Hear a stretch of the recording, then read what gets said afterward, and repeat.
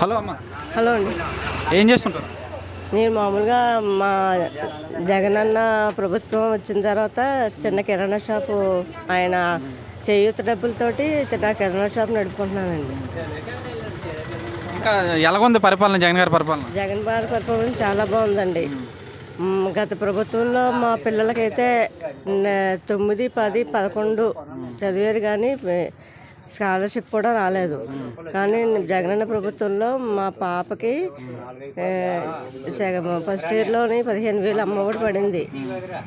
ఇప్పుడు పాప బాబు ఇద్దరు, పాపం బీఎస్సీ నర్సింగ్ చదువుతుంది, బాబు బీటెక్ చదువుతున్నాడు. ఫీజు రీఎంబర్స్మెంట్ పడుతుంది. నేను ఆసరా ద్వారాగా చిన్న షాప్ పెట్టుకుని చాలా సంతోషంగా ఉన్నాము. గత ప్రభుత్వంలో అయితే మాకు అసలు ఏ సంక్షేమ పథకాలు అందేవి కావండి. ఈ ప్రభుత్వంలో బాగా ఉంది.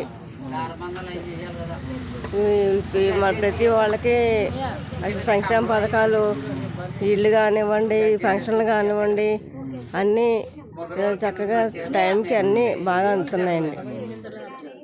అలాగే డోక్రా రుణమాఫీలు అవి చేసినారా?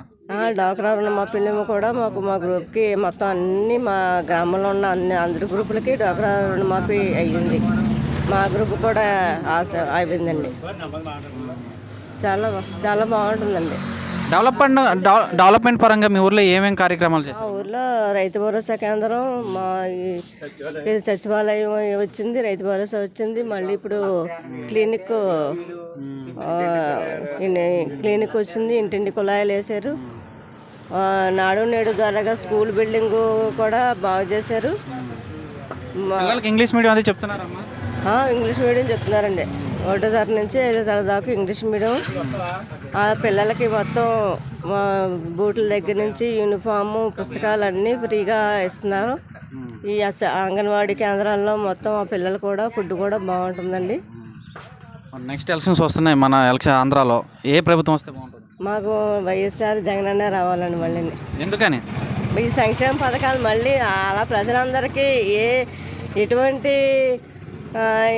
ఇది లేకుండా చక్కగా అందుతున్నాయి. నేరుగా లబ్ధిదారులకే అందుతున్నాయి. ఎటువంటి మధ్యవర్తిత్వం లేకుండా నేరుగా లబ్ధిదారులకే అందుతున్నాయి. చాలా బాగుందండి. మాకు జగన్ అన్నే కావాలి, వైసీపీయే కావాలి. ఓకే అమ్మ.